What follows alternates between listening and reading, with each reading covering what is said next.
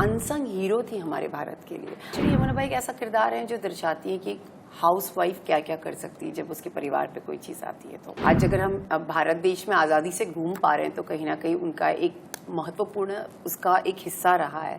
मुझे ऐसे strong women oriented characters करने में मुझे अच्छा लगता है, मुझे बहुत एम्पावर्ड लगता है। मुझे लगता है ऐसी चीज़ें मैं करना चाहती हूँ फ्यूचर में भी। तो कैरेक्टर ऐसा है कि जो शायद हर भारतीय नारी को दर्शाता है, एक स्ट्रॉन्ग कैरेक्टर जिन्होंने अपने हस्बैंड का बहुत साथ दिया हर चीज़ में, जहाँ पर जो जब वहाँ नहीं भी थे फिजिकली प्रेजेंट, उनके हस्बैंड जब कहीं काला पानी में थे और उसके बाद भी वो यहाँ पर हर चीज़ के लिए फाइट कर रही थी। और वो एक्चुअली यमुना बाई एक ऐसा किरदार है जो दर्शाती है कि हाउस वाइफ क्या क्या कर सकती है जब उसके परिवार पे कोई चीज़ आती है। तो दैट्स माय कैरेक्टर। आपने बहुत सारे रोल पहले भी किए ग्लैमरस रोल करने में, जब इस तरह का इतिहास को टच करने वाला कैरेक्टर है, क्या सीखने मिलता है आपको? पूरा हिस्ट्री सावरकर जी के बारे में पहले क्या जानते थे और अब कितना? आई थिंक जब आप कोई भी हिस्टोरिकल फिल्म करते हो तो आप ऑफकोर्स, मैंने हमेशा वीर सावरकर जी की बातें पढ़ी हैं, सुनी है, लेकिन इतना डिटेल में कभी पता नहीं था। स्पेशली यमुना बाई के बारे में मैंने कभी इतना डिटेल में उनको जानती नहीं थी। लेकिन जब आप ऐसे किरदार करते हो, आप उनकी पूरी जर्नी समझते हो कि वो कैसी रही हैं, कैसा उनका किरदार रहा है, आज कितने सारे सैक्रिफाइसेस उन्होंने किए हैं। आज अगर हम भारत देश में आज़ादी से घूम पा रहे हैं तो कहीं ना कहीं उनका एक महत्वपूर्ण उसका एक हिस्सा रहा है। तो ये सारी चीज़ें, और यमुना बाई एक ऐसा किरदार रही है जिन्होंने अपने हस्बैंड के लिए विदाउट इवन सेइंग ऐसी बहुत सारी चीज़ें की हैं कि वो एक अनसंग हीरो थी हमारे भारत के लिए। आज शायद उनके हस्बैंड जो थे वो एक बैटल लड़ रहे थे काला पानी की सज़ा में, और एक वो थी जो बाहर रहकर अपने परिवार के लिए एक लॉयल्टी, एक कमिटमेंट, एक जिम्मेदारी की तरह उस चीज़ को निभा रही थी।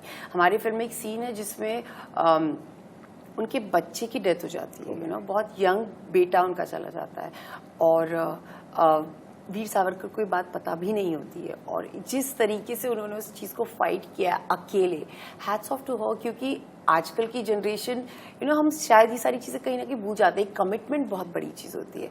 आज हम रिश्ते भी हमारे 2-3 महीने अगर हम किसी के टच में नहीं, हम भूल जाते हैं, लेकिन वो इतने सालों तक उस चीज़ को रखना, कमिटेड रखना, उस चीज़ को लॉयल्टी से निभाना, अपने परिवार के लिए खड़े होना।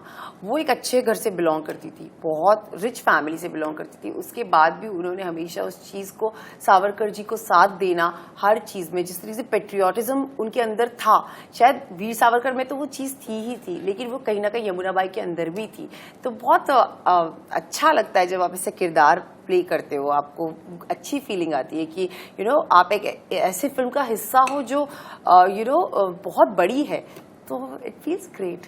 कैसा आपको लगा? रणदीप इसमें डायरेक्टर की भूमिका में भी हैं, एक्टिंग भी कर रहे हैं, क्या आपको लगा कि अनकंफर्ट होता है कोई एक्टर के साथ डायरेक्शन सेम? बिल्कुल भी नहीं। मुझे लगता है रणदीप के साथ काम करके मुझे बहुत कंफर्टेबल लगा। मुझे ऐसा लगा कि रणदीप जब डायरेक्ट कर रहे थे तो वो खुद कहीं ना कहीं एक वीर सावरकर ही थे, क्योंकि वो इतना डेडिकेटेड थे, वो इतने डेडिकेशन के साथ जब उन्होंने कहानी पूरी लिखी है, आज उनके किरदार के बारे में इतने अच्छे से डेप्थ में पता थी। तो कहीं ना कहीं मेरे लिए बहुत बड़ी हेल्प थी रणदीप का डायरेक्ट करना, क्योंकि रणदीप को हर कैरेक्टर के बारे में बहुत अच्छे से डिटेलिंग पता थी। तो जब मैं यमुना बाई भी कर रही थी तो शायद रणदीप का एक बहुत बड़ा हाथ होगा। अगर मैं इस फिल्म में कुछ थोड़ा अच्छा परफॉर्म कर पाऊंगी तो शायद रणदीप की डिटेलिंग्स बहुत स्ट्रांग रही है इस फिल्म के लिए। तो Randeep has really helped me a lot. पहले कैसे आपको इस फिल्म के लिए अप्रोच किया गया और क्या मोटिवेशन था आपको जो हाँ करने के लिए इस रोल के लिए? मेरी जो फ्रेंड है संदीप सिंह, ये उनकी प्रोड्यूस बाय संदीप है, तो वो लेकर ही आए थे मेरे पास फिल्म, और ही वॉज वेरी कीन कि मैं ये कैरेक्टर करना चाहिए हूँ।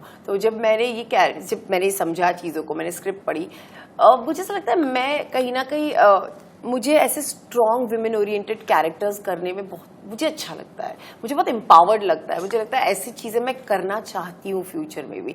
तो मुझे देर लगी नहीं इस चीज़ को हाँ कहने के लिए, क्योंकि ऑफकोर्स जब फिल्म इतनी बड़ी है, नाम इतना बड़ा है वीर सावरकर जी का, और उनकी वाइफ का अगर कैरेक्टर मुझे मिलेगा पोर्ट्रे करने के लिए, तो मेरे को ज़्यादा टाइम तो कहना ही नहीं था, लेकिन हाँ मैं तुरंत हाँ बोल चुकी थी उस चीज़। जब सावरकर को कोई माफी वीर कहता है या कुछ, अब आपने जर्नी पढ़ी, स्टडी की एज ए यमुना बाई, आपको दुख होता है उस चीज़ का कि कैसे उनको पोर्ट्रे किया जाता है हमारी कंट्री में?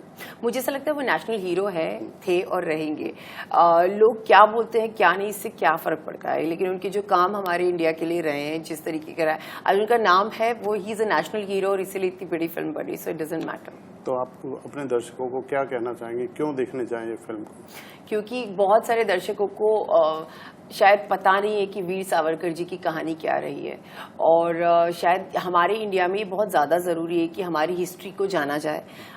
लोगों को बहुत बहुत इम्पॉर्टेंट है कि हमारे बच्चों को हम बताएं, क्योंकि कहीं ना कहीं हम भूल रहे हैं ये सारी चीज़ें। ये हमारी इंडिया की बहुत इम्पॉर्टेंट पार्ट ऑफ एक देश के लिए बहुत इम्पॉर्टेंट रही है। तो मुझे लगता है सारे लोगों को इसीलिए देखना चाहिए जिससे कि वो अपने बच्चों को ये हिस्ट्री दिखा सकें। So please go and watch the film, and I am very sure कि आप जब थिएटर से निकलेंगे तो आप बहुत सारी चीज़ें अपने साथ लेकर निकलेंगे। बहुत बहुत शुभकामनाएं, हमसे बात करने के थैंक यू सो मच।